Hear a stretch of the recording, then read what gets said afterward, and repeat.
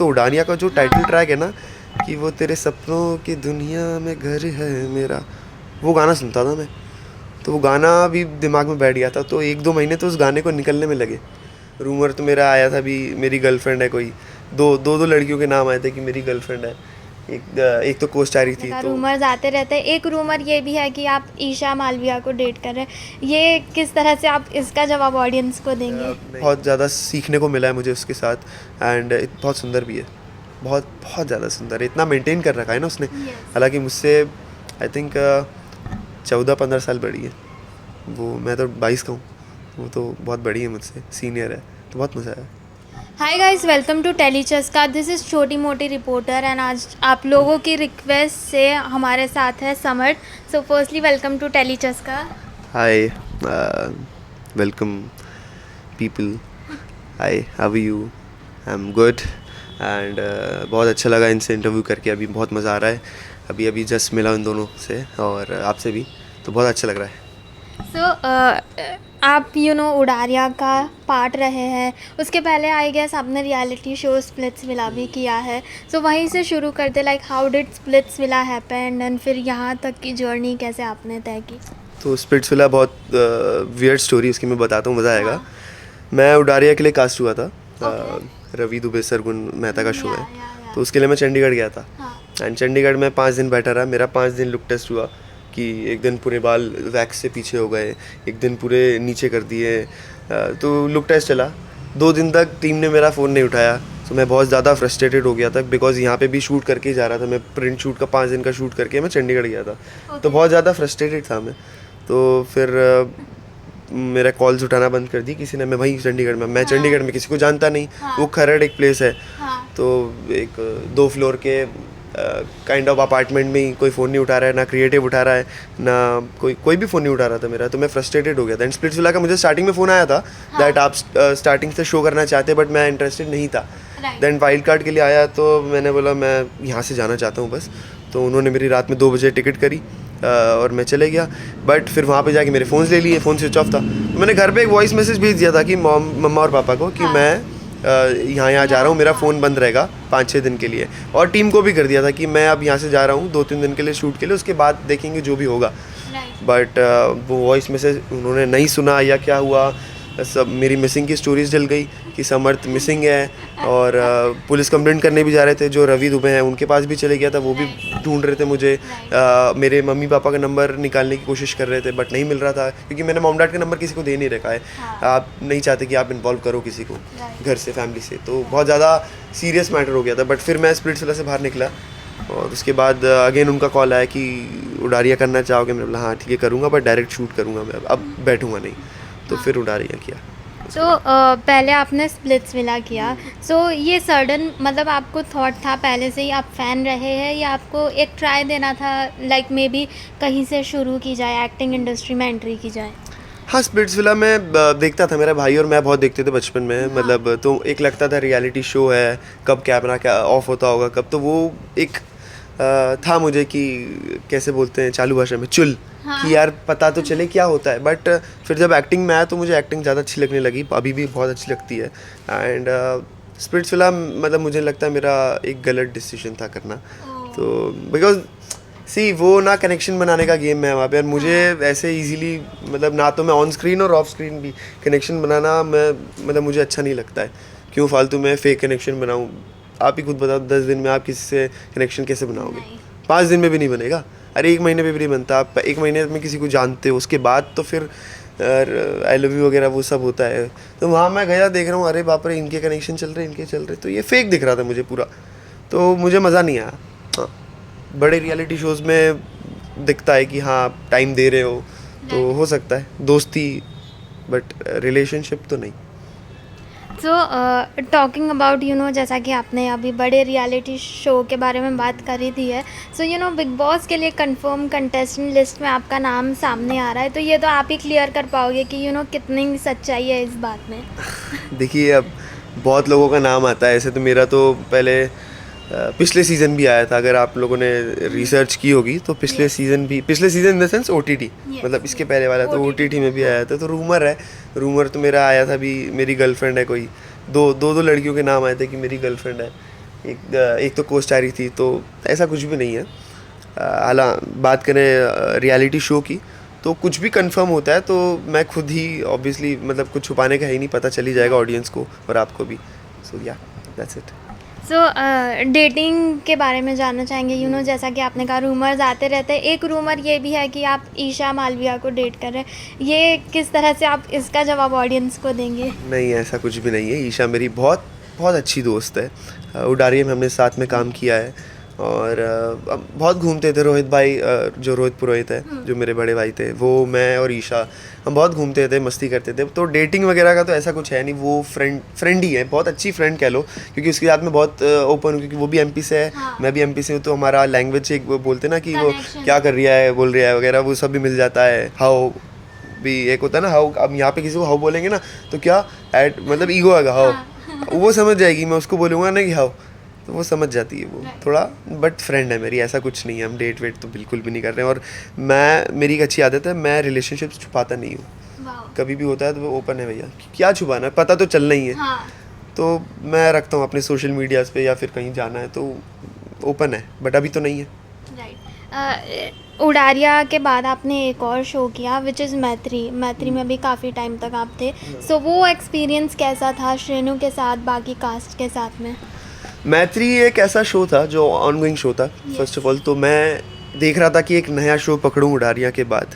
तो मुझे अभी भी याद है, मैं चंडीगढ़ से आया ही था, एंड जिस दिन आया था मुझे उस दिन फ़ोन आया था कि आपका मॉक शूट कर रहे हैं हम। तो मॉक शूट के लिए मैं गया, एंड उसी दिन उन्होंने बोला हम एग्रीमेंट भी कर रहे हैं। तो मैंने बोला ठीक है, जो हो रहा है अब होने दो, एक फ़्लो चलने दो। एक इतना अच्छा फ़्लो ना आपको बहुत कम मिलता है कि मॉक शूट भी हुआ, नहीं तो कभी कभी होता है मॉक शूट हो जाते हैं, फिर एक हफ्ते बाद, 2 हफ्ते बाद आपको कॉल आता है कि एक और मॉक शूट, एक और लुक टेस्ट करेंगे। बट ये लोग का बहुत एक, मतलब समझ लो एक स्क्रिप्ट लेके आया था कि हाँ ये करेंगे, इसके बाद इसका डन है। तो मैंने सोचा कर लेता हूँ। कैरेक्टर भी बहुत अच्छा था, हर्ष पंडित, मतलब एकदम हंसता खिलता रहता है। बाद में जाके थोड़ा सा गड़बड़ हो गया था, तो मेरे दिमाग में भी आया था यार बस अब मुझे शो नहीं करना है, बट शो ही बंद हो गया, ऑफर चले गया, तो बहुत अच्छी बात है। मज़ा आया काम करके। श्रेणु के साथ तो बहुत ज़्यादा मज़ा आया, क्योंकि वो इतनी ज़्यादा कमाल की एक्टर है ना, एंड उसको बोला भी लोगों ने कि तुम डायरेक्शन भी कर सकती हो। एंड मैंने भी बोला है कि यार उसमें वो बात है, मतलब एक बोलते हैं ना मजा हुआ खिलाड़ी, तो वो वैसी है। वो बहुत अच्छी एक्टर है, एंड बहुत ज़्यादा सीखने को मिला है मुझे उसके साथ, एंड बहुत सुंदर भी है, बहुत बहुत ज़्यादा सुंदर है। इतना मेंटेन कर रखा है ना उसने, हालांकि मुझसे आई थिंक 14-15 साल बड़ी है वो। मैं तो 22 का हूँ, वो तो बहुत बड़ी है मुझसे, सीनियर है, तो बहुत मज़ा आया। तो अब तक की जर्नी आपने कैसे तय की? बिकॉज बहुत कम ऐसा होता है कि कोई आर्टिस्ट टचवुड इतना आगे इतनी आसानी से बढ़ जाता है। तो आपको कुछ स्ट्रगल फेस करना पड़ा, या एक के बाद एक चीज़ें होती गई लाइक भगवान की दुआ से? देखिए हर किसी का स्ट्रगल होता है, बट वो स्ट्रगल को आप एंजॉय करोगे ना, तो वो स्ट्रगल नहीं रहेगा। मेरा स्ट्रगल सबसे बड़ा ये था कि मुझे डैड को कन्विंस करना था कि मुझे क्रिकेट नहीं खेलना है, मुझे एक्टिंग करना है। क्योंकि मेरे डैड थे क्रिकेटर, तो वो चाहते थे कि मैं क्रिकेट खेलूँ, एंड बचपन से मुझे 6 बजे ले जाते थे क्लब में, तो मुझे भी बड़ा मज़ा आता था। एक बहाना भी मिल गया था कि पढ़ाई से भी बचने को, आप पढ़ाई नहीं कर रहे हो और क्रिकेट खेल रहे हो, तो बहाना कि अरे मैं अभी क्रिकेट खेल रहा हूँ। और ऐसा नहीं, मैं बहुत अच्छा खेलता था। बट मैं जब बचपन से टीवी देखता था, मूवी देखता था ना, तो मुझे था कि यार एक्टिंग करना है एक, मतलब वो बस गया था मेरे अंदर हीरोइज्म। तो वो कब पहले नहीं बोला मैंने, फिर उसके बाद एक बार बोलने की कोशिश की, 2 बार बोला, 3 बार बोला, तो नहीं समझे। फिर एंड में उनका डिसीजन ही था कि यार भाई क्रिकेट ही खेलो, तुम तो बचपन से हम ही खेलते हैं। अब क्या होता है, स्टार्टिंग में बोलते हो आप तो नहीं खेल, फिर जब साल बढ़ते जाते हैं ना, तो वो एक बैंक बन जाता है कि भाई देख अब अपन ने इतनी मेहनत की है, तो अब नहीं बदल सकते, अब उसके भरोसे से हमको ये है। तो ये गलत था उनका कहना। तो मैंने डिसाइड किया कि मैं बॉम्बे आता हूँ। मैंने बोला बॉम्बे क्रिकेट खेलना है मुझे, तो यहाँ पे आके मैं थोड़ा ऑडिशंस वगैरह देने लग जाऊँगा, कुछ तो बोलेंगे ना कि अपनी मंजिल के थोड़ा सा करीब आएंगे। तो मैंने सोचा मैं बॉम्बे आ जाता हूँ, बॉम्बे में ऑडिशन वगैरह देता रहूँगा, क्रिकेट भी खेलता रहूँगा। तो मैं यहाँ पे आया, ऑडिशंस वगैरह दिए मैंने, थोड़े बहुत कैमियोज भी करे थे, तो मम्मी पापा ने देखा भी था, तो ठीक है, थोड़ा नाराज़ हुए होंगे या फिर खुश भी हुए होंगे, मुझे नहीं पता। फिर उसके बाद मैंने उडारिया किया, तो तब जाके थोड़ा सा रिलैक्स फील हुआ उन्हें कि हाँ चलो कर रहा है। क्योंकि क्या है, प्रोसेस का पार्ट कोई नहीं बनना चाहता है, सबको रिजल्ट चाहिए कि यार अब आ रहा है टीवी पे, अच्छा बढ़िया है। प्रोसेस का पार्ट कोई नहीं, आ रहा है वहाँ ऑडिशन देने जा रहा है, वहाँ लाइनों में लगा है, वहाँ जिम कर रहा है, वहाँ जिमनास्टिक क्लास जा रहा है, वहाँ डांस क्लास जा रहा है, तो वो प्रोसेस का पार्ट कोई नहीं बनना चाहता है। एक हाँ अपना बेटा होता है या अपना बच्चा होता तो आप बोल दोगे कि बेटा ये कर ले वो कर ले, बट करना खुद मुझे ही पड़ता है। वो बोलते ना कि आप खुद ही लड़ो, आपकी लड़ाई है। तो स्ट्रगल सबसे बड़ा तो यही था मेरे लिए। उसके बाद ऑडिशन देना, ये सब मेहनत करना तो आपके ऊपर है, सबको करना पड़ती है।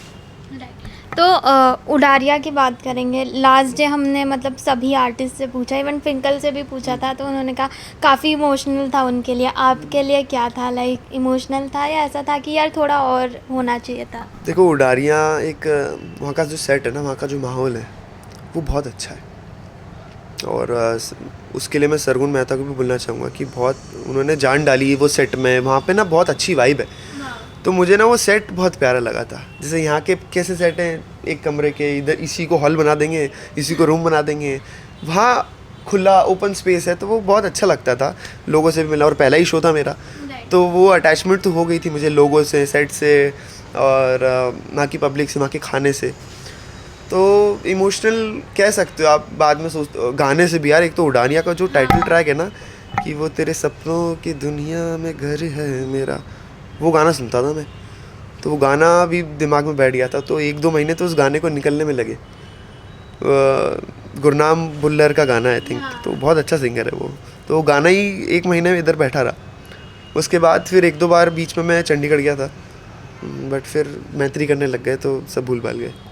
ओके, सो इसके अलावा आप कहाँ नज़र आने वाले हो? क्या कुछ अपकमिंग है? क्या प्लान्स है अभी फ़िलहाल आपके लाइफ में?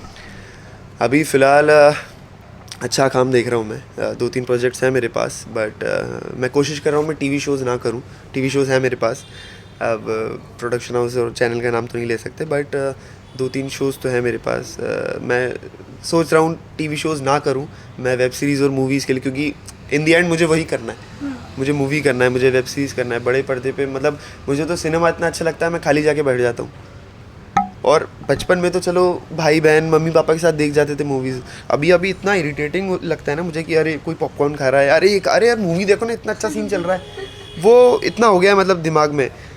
तो कभी कभी मम्मी पापा को भी मैं मतलब इंदौर जाता हूँ, बीच में मूवी देखने जाते हैं ना, तो बड़ा इरिटेटिंग लगता है कि अरे कोई खा रहा है या कोई मांग रहा है पानी दे दे, वो मैं सीन देखता हूँ या मूवी देख। और ये अभी हुआ है, क्योंकि एक मूवी देखने का नज़रिया भी बदल चुका है कि अरे ये सीन ऐसे हुआ होगा, अरे वो देखो ओएस के लिए खड़ा है, अरे वो ये कर रहा है, अच्छा यहाँ की कुछ, वो दिमाग में वो चल रहा होता है, तो बड़ा इरिटेटिंग हो जाता है। इसलिए मैं अकेले मूवी देखने जाता हूँ, चाहे कोई भी हो। मतलब मूवी देखना तो अकेले ही पसंद है मुझे।